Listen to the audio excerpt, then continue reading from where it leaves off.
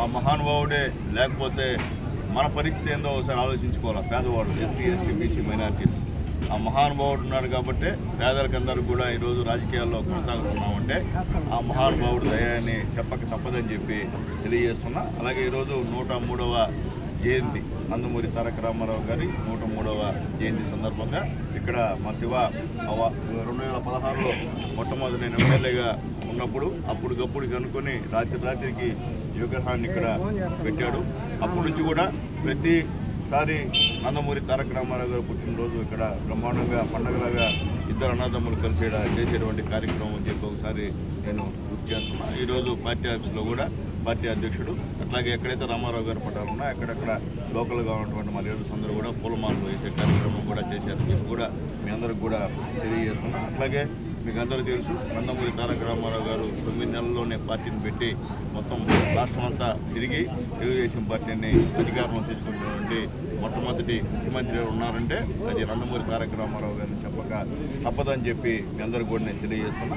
అట్లాగే 3 సార్లు ముఖ్యమంత్రిగా ఈ రాష్ట్రానికి పనిచేసినటువంటి మంచి మనిషి దేవుడు నందమూరి తారక రామారావు గారు అని చెప్పి నేను తెలియజేస్తున్నా. అలాగే ఈరోజు మీ అందరికీ తెలుసు మహానాడు సందర్భంగా టోటల్ రాష్ట్రం మొత్తం మీద 1875 క్లస్టర్లలో దాదాపు నిన్న ఒక్కరోజే 7,50,000 మంది కార్యకర్తలు ఈ వర్చువల్ మహానాడికి అటెండ్ అయినందుకు నిజంగా ఒక చరిత్ర అయితే ఒక రికార్డు తెలుగుదేశం పార్టీలో ఒక రికార్డు. ఎందువల్లంటే యాక్చువల్గా నిన్న రోజు అన్నటువంటి మహానాడు మోడీ గారి ఆదేశాల ప్రకారం ఆయన చేస్తున్నటువంటి మంచి ఇంధన పొదుపు ప్రకారం మనం ఆ మహానాడిని అక్కడ నెల్లూరులో క్యాన్సిల్ చేసుకొని విజయవాడ నుంచి వర్చువల్గా రాష్ట్రం అంతా కూడా ఈరోజు క్లస్టర్ వారీగా ఈ మహానాడు జరిపాం. అందరూ కూడా నాయకులందరూ కూడా హాజరైనందుకు మరొకసారి అందరికి కూడా ధన్యవాదాలు తెలియజేస్తున్నాం. అలాగే నిన్నే మన పార్టీ కార్యకర్తలు నాయకులు దాదాపు 11,51,00,000 పార్టీకి నిన్న ఒక్కరోజే విరాళాలు ఇచ్చినటువంటి విషయం కూడా ఒకసారి మా కుటుంబ సభ్యులందరూ కూడా నేను తెలియజేస్తున్నాను. అట్లాగే ముఖ్యంగా ఈ మహానాడు యొక్క ముఖ్య ఉద్దేశం ఏంటంటే నిన్న మన కాబోయే రోజుల్లో మనందరికీ కూడా కాబోయే నాయకుడు మొత్తం పార్టీని నడిపించేటువంటి మంచి మనిషి యువగడం చేసినటువంటి యువ నాయకుడు మన నారా లోకేష్ బాబు గారు మహిళలకి పార్లమెంట్లో డీలిమిటేషన్ వచ్చినా రాకపోయినా ఖచ్చితంగా 33% మేము టికెట్లు ఇస్తామని చెప్పి అనౌన్స్ చేసినందుకు మనస్ఫూర్తిగా ఆయనకి ధన్యవాదాలు చెప్పాల్సినటువంటి పరిస్థితి. ఎందుకంటే అలాంటి నిర్ణయాలు ఎవరు కూడా చేయలేరు. అలాంటి నిర్ణయాలు చెప్తారు తప్ప ఆచరణలో సాధ్యమయ్యే పరిస్థితి లేదు. కానీ మన నాయకుడు నారా లోకేష్ బాబు గారు చెప్పిందే కాదు ఖచ్చితంగా చేసి చూపించేటువంటి మనసు ఉన్నటువంటి మంచి మనిషి అని చెప్పి నేను తెలియజేస్తున్నాను. అలాగే నిన్న మీరు చూస్తుంటే మహానాడు చూస్తుంటే ఒక హిజ్రా తీసుకొచ్చి అంత పెద్ద డయాస్ మీద మాట్లాడించాం. ఆ అమ్మాయిని మన ఎమ్మెల్యే గారు కూడా పిఏగా కూడా అమ్మాయిని పెట్టుకున్న విషయాన్ని కూడా గుర్తు చేస్తున్నా. ఆ అమ్మాయి చెప్పిన బాధలు చేస్తుంటే అప్పుడు మన గవర్నమెంట్లో ఏ విధంగా ఉండింది, అవతల 5 సంవత్సరాలు ఆ గవర్నమెంట్లో ఏ విధంగా ఇబ్బందులు పడ్డారన్న విషయం కూడా అందరికీ కూడా చెప్పిన విషయాన్ని కూడా నేను అందరూ కూడా తెలియజేస్తున్నా. అలాగే ఈరోజు ముఖ్యంగా ఎక్కడ ఏమున్నా ఇక్కడ ఈ ఆంధ్ర రాష్ట్రంలో ముస్లిమ్స్కి క్రైస్తవులకి అండా తెలుగుదేశం పార్టీ అని చెప్పి చెప్పక తప్పదని చెప్పి నేను తెలియజేస్తున్నాను. మీ అందరికీ తెలుసు గతంలో 5 సంవత్సరాల్లో ఎన్ని ఇబ్బందులు పడ్డారో ముస్లింలు క్రైస్తవులు పేదవ నాయకులందరూ కూడా. కానీ తెలుగుదేశం పార్టీ వస్తే ఇప్పుడు కూడా ఒక భరోసా ఉంటుంది ముస్లిమ్స్కి అలాగే ముఖ్యంగా క్రైస్తవులకు అని చెప్పి నేను తెలియజేస్తున్నాను. ఎందుకంటే గతంలాగా బెదిరింపులు అక్రమ కేసులు అన్నీ ఉండే పరిస్థితి కాదు. ఈ గవర్నమెంట్లో సహాయం చేయడం తప్ప ఇమాములకి మౌజులు కూడా మీకు తెలుసు గౌరవ వేతనం కూడా ఈరోజు ఇస్తున్నటువంటి గవర్నమెంట్ ఏదైనా ఉందంటే తెలుగుదేశం పార్టీ గవర్నమెంట్. అలాగే మసీదులకి వాటికి ఆ యొక్క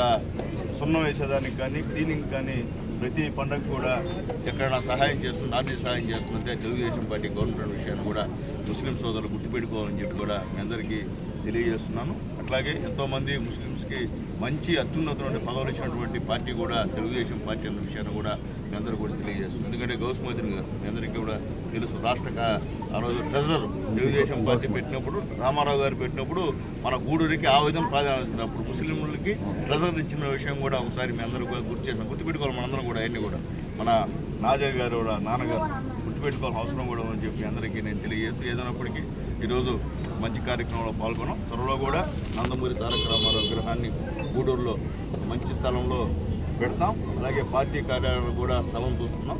ఒక 10-15 రోజుల్లో కూడా పార్టీ కార్యాలయం కూడా స్థలం చూసి అక్కడ కూడా పార్టీ కార్యాలయం కట్టే విధంగా కూడా అందరు నాయకులతో కలిసి ప్లాన్ చేస్తామని చెప్పి తెలియజేస్తూ మరొకసారి మహానుభావుడు స్వర్గంలో ఉన్నటువంటి నందమూరి తారక రామారావు గారు, అయ్యా మీ ఆశీస్సులు మా యువ నాయకుడు రాబోయే రోజుల్లో ఈ రాష్ట్రానికి రక్షకుడు మా లోకేష్ బాబు గారికి ఉండాలని చెప్పి కూడా ఆయన అందరూ కూడా చేతులెత్తి నమస్కారాలు చేయాల్సిన అవసరం కూడా ఉంది.